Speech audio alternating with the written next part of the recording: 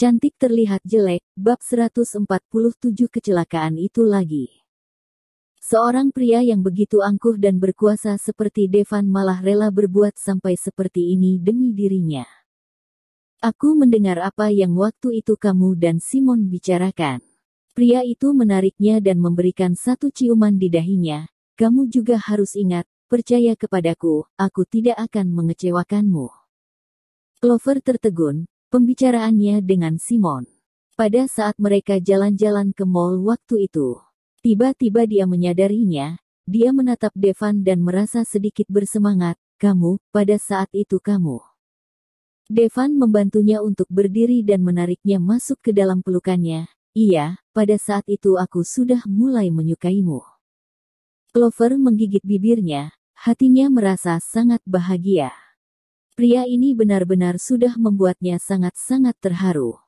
Dia pasti merasa karena saat ini masih ada Gabriel, jadi dia hanya bisa menggunakan cara yang lain untuk membuktikan cintanya kepadanya. Dia merasa sangat bahagia. Bagi dia, cara seperti ini jauh lebih membuatnya terharu daripada mengadakan upacara dan pesta pernikahan yang seperti kebanyakan orang lain lakukan. Sudahlah, istriku. Bukankah sudah waktunya untuk memberikanku jawaban? Apakah kamu bersedia untuk membiarkanku menjagamu seumur hidupku? Clover menganggukkan kepalanya, terus mengangguk tanpa henti, disertai dengan air mata yang terus mengalir. Selanjutnya mereka berdua duduk sangat lama di depan makam ibu Clover sambil berpelukan. Sampai matahari sudah terbenam, barulah Devan menggandeng tangannya. Ayo jalan, aku akan membawamu untuk makan sesuatu. Clover menganggukkan kepalanya. Saat dalam perjalanan menuju kemari mereka berdua memakan sedikit roti. Sekarang perutnya memang sudah sedikit lapar. Saat mereka sudah berada di luar area pemakaman, dari jauh mereka sudah melihat Dylan. Saat Dylan berjalan mendekat, Devan meliriknya dan berkata, "Kenapa kamu datang kemari? Apa ada masalah?" Clover melihat Dylan. Dia tersenyum dan mengulurkan tangannya kepada Dylan. "Terima kasih, beberapa tahun ini kamu sudah menemani Devan, menggantikanku untuk menjaganya." Karena waktu itu Dylan pernah marah kepadanya di kantor, jadi dia merasa sedikit malu. Melihat dia berinisiatif menyapanya, dia segera mengulurkan tangan kirinya secara refleks. Hanya saja saat seorang pria menatapnya dengan tatapan mengerikan, dia segera menarik tangannya kembali. Ada masalah apa? Saat dia kemari, dia sudah memberitahu Dylan tentang perjalanannya pada sore hari ini. Jika tidak ada sesuatu yang penting, dia tidak akan datang sampai kemari. Dylan menatap Clover sekilas. Dia seketika terlihat sulit untuk membuka mulutnya. Clover menyadarinya, maka dia ingin melepaskan lengan Devan, tetapi dia malah menahannya dan berkata kepada Dylan, "Bilang saja. Aku sudah meneleponmu, tetapi kamu tidak menjawabnya." Gabriel masuk rumah sakit lagi. Gabriel masuk rumah sakit lagi. Clover tidak mengerti, dia menoleh dan mendongak menatap Devan. "Apakah hanya karena itu sehingga membuatmu jauh-jauh kemari?" Ekspresi Devan sangat tenang, tidak terlihat terguncang. Seketika Dylan tidak tahu harus berkata apa lagi. Benar sekali, kenapa dia bisa lupa? Saat ini wajah asli Gabriel sudah diketahui oleh Devan. Jangankan masuk rumah sakit, bahkan meskipun dia mengalami kecelakaan sekali lagi, Devan juga tidak akan peduli, bukan? Kenapa dia bisa masuk rumah sakit? Mereka bertiga masuk ke mobil, Dylan yang mengendarai mobil. Mereka berdua duduk di bangku bagian belakang. Efek samping kecelakaan yang waktu itu, di sini kadang-kadang sepertinya ada sedikit masalah. Dokter bilang dia sedikit mengidap skizofrenia. Devan menunjuk otaknya. Gabriel mengidap skizofrenia. Lalu itu dikarenakan kecelakaan mobil waktu itu. Dia memiliki gejala yang seperti apa?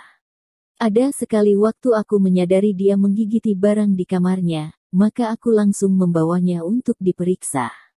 Waktu itu Devan ingat dia minum banyak alkohol, semalaman tidak pulang ke rumah.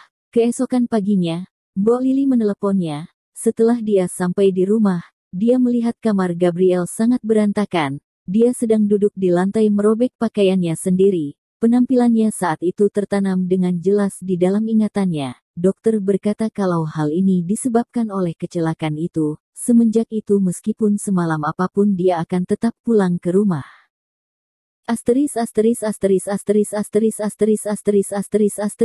Skizofrenia adalah gangguan mental dalam jangka panjang menyebabkan orang memiliki halusinasi.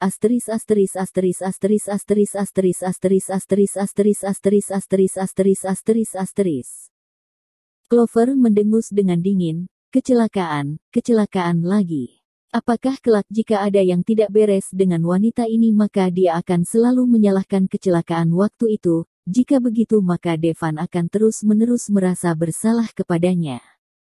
Apakah kamu tahu sesuatu tentangnya? Devan merasa reaksi Clover sedikit aneh, maka dia bertanya kepadanya. Clover mengambil napas dalam lalu menatap Devan. Apakah kamu masih ingat saat Simon mengalami kecelakaan waktu itu? Waktu itu perusahaan kami ada kompetisi model. Hari itu kamu juga pergi, masih ingat tidak? Devan mengerutkan alisnya. Waktu Simon kecelakaan, dia ingat saat itu Clover salah paham kepadanya, sehingga dia pingsan. Kompetisinya dia masih ingat sedikit-sedikit. Lalu dia memintamu untuk menemaninya menghadiri pesta temannya pada malam hari. Apakah kamu tidak menyetujuinya? Bagaimana kamu bisa tahu mengenai hal ini? Waktu itu aku bersembunyi di belakang pintu. Clover berkata dengan pelan. Setelah itu dia berkata, kemudian sesudah kamu pergi aku melihatnya mengeluarkan sebuah boneka kain dari dalam tasnya. Dia menggunakan mulutnya untuk mencopot kepala boneka itu sampai lepas. Saat itu dia terlihat begitu menyeramkan. Saat mengingat hal itu, Clover bergidik tanpa sadar. Devan membawanya masuk ke dalam pelukannya dan memeluknya dengan erat. Jadi dia membohongimu, bahkan meskipun dia benar-benar sakit, itu bukan karena kecelakaan waktu itu. Setelah itu dia menusuk pinggang Devan dengan jarinya. Kamu orang yang sangat pintar. Tetapi kenapa begitu berhubungan dengan masalahnya kamu menjadi bodoh seperti ini?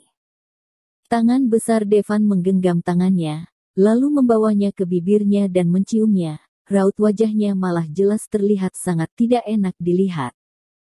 Kenapa kamu tidak pernah memberitahuku mengenai hal ini?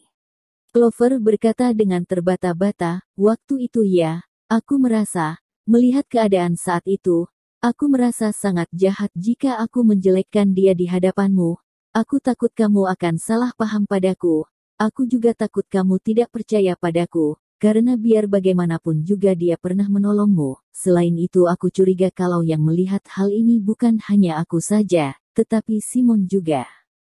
Meskipun Simon tidak mengatakan apapun, tetapi dia merasa kalau Simon pasti pernah melihat Gabriel berbuat sesuatu. Jika tidak ada alasan bagi Simon untuk memanggil Gabriel yang selalu menuruti keinginannya dengan sebutan wanita jahat yang penuh dengan kepura-puraan. Mata Devan terlihat suram, jelas sekali kalau dia merasa sedikit kaget. Benar, setelah Gabriel pernah menyelamatkan nyawanya, dia selalu menganggap dia sebagai orang yang baik. Di dalam hatinya dia selalu merasa seorang gadis kecil yang berumur 8-9 tahun dapat melakukan hal seperti itu, pastilah dia seseorang yang sangat baik. Itu sudah merupakan karakternya, jadi bertahun-tahun setelah itu setiap kali ada masalah yang berhubungan dengannya, dia memang tidak pernah melihatnya secara objektif. Sekarang setelah dipikir-pikir lagi, dia merasa dia sangat menakutkan. Nanti kamu lebih baik tetap pergi ke rumah sakit saja untuk melihatnya. Dia masih belum melakukan apapun terhadapnya. Jika membiarkan permainan ini berakhir begitu saja, bukankah itu menguntungkannya?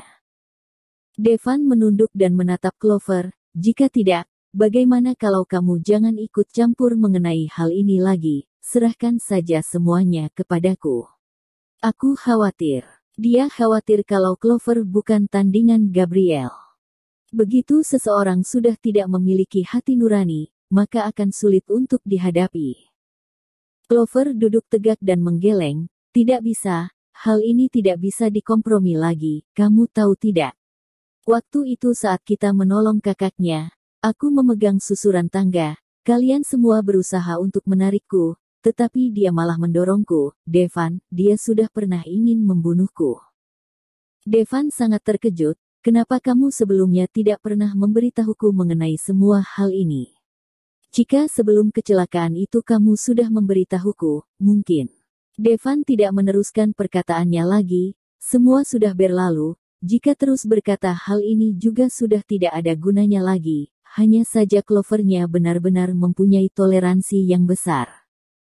Meskipun Gabriel sudah berbuat seperti itu kepadanya, dia ternyata masih bisa merasa bersalah kepadanya dan melepaskan kebahagiaannya sendiri. Kebaikan hatinya yang seperti itu membuatnya semakin merasa menyesal. Kota Ciput, di rumah sakit. Dokter utama yang bertanggung jawab untuk mengobati Gabriel melihat Devan sudah datang, dia segera menghampirinya. Tuan Muda Devan, Anda sudah datang. Devan menundukkan kepalanya, situasinya bagaimana?